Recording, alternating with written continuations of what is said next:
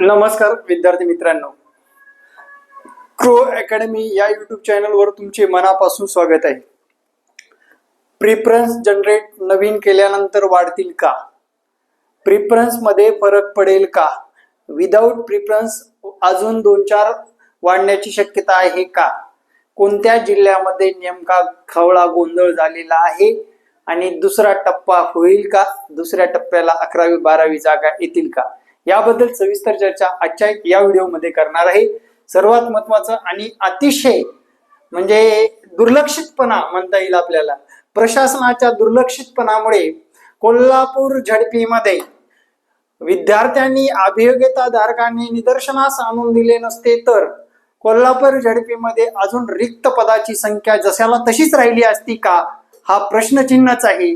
कारण कोल्हापूर झडपीमध्ये रिक्त पदसंख्या आहे 606. झडपीमध्ये 606 पदसंख्या 3 वर्षामध्येच जनरेट झाली का? विद्यार्थी का गेल्या वर्षी आलेले नाही? नियुक्ती लेट मिळाली का? पण याच्यामध्ये एक सावळा गोंधळ होता. या जाहिरातीमध्ये कालच आपल्या निदर्शनास आला.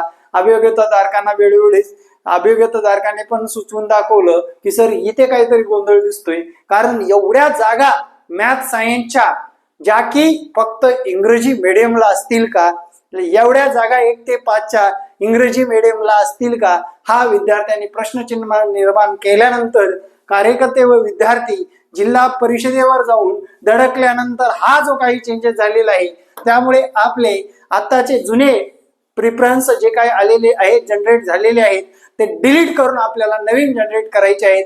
त्याच्यामध्ये नक्कीच भर पडेल, पण ते करत असताना उद्या दुपारनंतर करा, म्हणजे जेणेकरून आपली वेबसाईट पण स्लो असलेली जरा फास्ट होईल. आणि विद्यार्थी मित्रांनो, काय गोंधळ झाला होता? 1ली ते 5वी यापूर्वीच्या जाहिरातील पदसंख्या होती 346.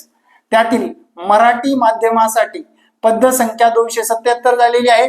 सुधारित प्रसिद्ध करावयाची जाहिरात अशी आहे, माध्यम इंग्रजी पदसंख्या आहे 69. म्हणजे जवळपास एवढ्या लोकांना, म्हणजे महाराष्ट्रातील जिल्हा परिषदेला पात्र असणाऱ्या 1 ते 5च्या लोकांना हे प्रिफरन्स जनरेट होणार.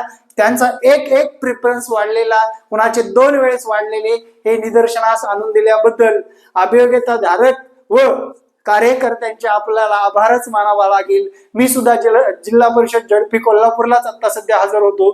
व्हिडिओ बनवण्याचं कारण म्हणजे विद्यार्थ्यांना जनरेट करत असताना जे काही प्रिफरन्स वाढणार आहे, ज्या काही संधी वाढणार आहेत, अरे पद पण कमी नाही, अरे तलाठी भरतीला 1700 पदसंख्या आहे, तर एवढे फॉर्म येतात, किती बेरोजगारी आहे. पण हे प्रशासनाच्या कसं लक्षात आलं नसेल? हा प्रशासकीय गोंधळ विद्यार्थ्यांनी सामोरे आणण्याची वेळ प्रशासनावर का आली असेल? कारण एकाकडून नाही, बिंदू नामावली झाल्यानंतर क्लर्क पासून शिक्षणाधिकाऱ्यापासून सीओ पासून आयुक्त कार्यालय या सर्वांच्या हाताखालून फाईल जाऊन शेवटी मान्यता मिळत असते पदसंख्येला. आणि या पदसंख्येमध्ये हा गोंधळ विद्यार्थ्याच्या मुळावरच होता. एवढे मराठी मीडियमचे विद्यार्थी आज पदापासून मुकले जाऊ शकले असते.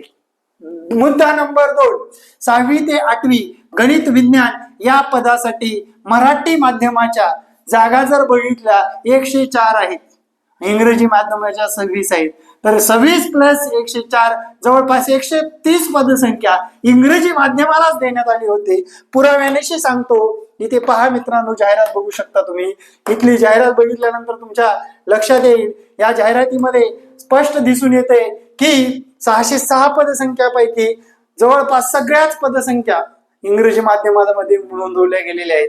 इथे पाहू शकता, हे बघा, मराठी माध्यम विषय ऑल सब्जेक्ट, आणि इथे लिहिलेलं आहे शिकवण्याचं माध्यम इंग्रजी, शिकवण्याचे माध्यम इंग्रजी, शिकवण्याचे म्हणजे आता हे लँग्वेजचेच विषय आहेत. याच्यामध्ये सुद्धा मराठीची पद दडली होती. इथे पाहू शकता परिपत्रकावर परत जाऊ आपण. इथे पहा, माध्यम मराठीच्या शाळेवर 104 पद आणि माध्यम मराठी इंग्रजी शाळेवर 26 पद. जवळपास हे कमी दिसणारे पद इंग्रजी माध्यमात जात होते. आणि याच्यामध्ये जो काही मोठा बदल झालेला आहे विद्यार्थी मित्रांनो, खऱ्या अर्थाने पवित्र पोर्टलवर हा पवित्र गोंधळ म्हणता येईल का? अजून दुसरा विषय जर म्हटलं, पदोन्नती कोल्हापूर जिल्हा सर्वांच्या समोरच आहे. पदोन्नतीबाबतचा जो काही मुद्दा महत्वाचा आहे, त्या पदोन्नतीमध्ये झालेला सावळा गोंधळ सुद्धा जगाला माहीत असताना काही बोलत नाहीत. बघू आपण त्याच्यावर पण काम करू. मुद्दा नंबर, आता आपण दुसरा टप्पा होईल का 11वी 12वी किंवा 9 ते 12 वाले जे काही अपेक्षित पदसंख्या दुसऱ्या टप्प्यामध्ये येईल का याबद्दल जर विचारात घेतलं मित्रांनो, माझ्या मते तुमच्या हातातली नोकरी तुम्ही का सोडताय? दुसरा टप्पा म्हणजे 1.5 वर्ष पुढे. त्यामुळे दुसऱ्या टप्प्यात त्यांनी आत्ताच जाहीर करावं की संभाव्य पदसंख्या एवढी एवढी येणार आहे. म्हणून हातातल्या नोकऱ्या सोडण्याच्या भानगडीत पडू नका.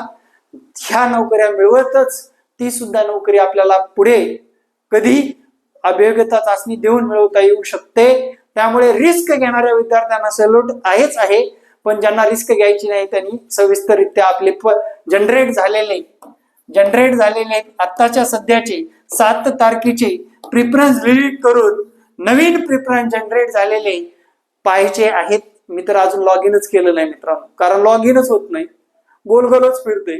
तुम्हाला पण ही समस्या येते का? न्यू जागा वाढतील का? तर नक्कीच कोल्हापूरचे प्रिफरन्स नक्कीच, जर याच्यामध्ये कोल्हापूरची पदसंख्या आली तर न्यू जागा वाढायला कुठलीही अडचण येणार नाही. ठीक आहे. राहिला विषय अभियोग्यताधारक आपल्या युट्यूब चॅनलच्या माध्यमातून किंवा ऍपच्या माध्यमातून मार्गदर्शन घेत आहेत, तर माझ्या या गुरु अकॅडमी पुणे या ऍपला तुम्हाला काय करायचंय, रजिस्टर करायचं आहे. त्यांना वेळोवेळी सूचना दिल्या जात आहेत, व्हिडिओ दिले जात आहेत. त्या व्हिडिओच्या माध्यमातून विद्यार्थ्यांना मार्गदर्शन केलं जात आहे आणि विद्यार्थ्यांना काही वेगळं सांगितलं जात नाही, जे की त्यांना त्यांच्या निवडीसाठी लागणाऱ्या गोष्टी, आवश्यक कार्यपद्धती कशी असावी याबद्दल सविस्तर मार्गदर्शन तुम्हाला गुरु अकॅडमीच्या माध्यमातून केलं जाणार आहे. त्यासाठी आपलं ऍप तर डाउनलोड करा, रजिस्टर करा आणि मार्गदर्शन मिळवा. थँक्यू. जय महाराष्ट्र. धन्यवाद मित्रांनो.